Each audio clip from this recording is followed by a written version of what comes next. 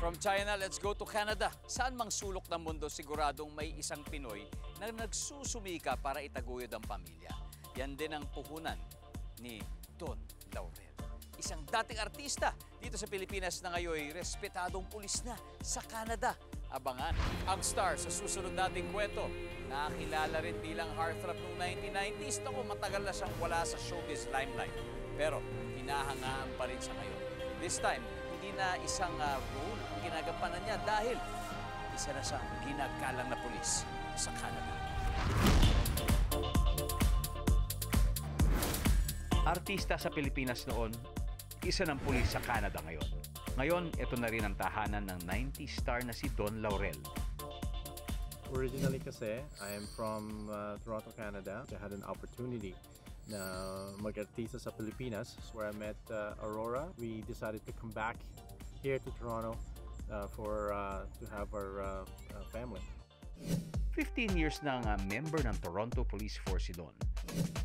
Ang asawa naman niya na si Aurora Halili ay dating artista rin. Si Aurora ay isa ng Zumba instructor ngayon. Kasama nila sa Canada ang kanilang 4 na anak. Kahit busy sa trabaho, nakaugalian na ng family ni Don at Aurora na magsagawa ng kanilang regular family gardening sessions. Si Aurora talaga ang nag-influence sa akin about gardening. Kasi nga nakakatuwa rin, after a few months, meron na kaming hina-harvest. And here, some tomatoes. Here are the tomatoes over there. They're not ready yet, maybe in a week. Even the mga bata, he loves watering the plants. Mamaya, ang buhay ni Don bilang policeman sa Toronto, Canada, ipapasilip na.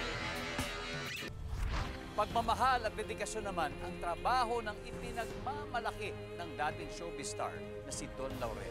Nakatira na siya ngayon sa Canada at kung pusong naninilbihan doon bilang miyembro ng Toronto Police Service. Nagsimula si Don bilang member ng Primary Response Unit ng Toronto Police Force noong 2008. Sa kasalukuyan, si Don ay naka-assign na sa Community Safety Unit. It is a dangerous job. Even before meeting Aurora, this was my dream job.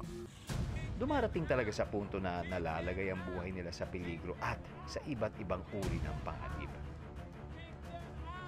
Delikado man daw kasi ang kanyang trabaho. Masarap daw sa pakiramdam niyang makapaglingkod sa bayan at sa ibang tao. Saludo kami sa iyo, Don. Patuloy kang naglilingkod ng may tapang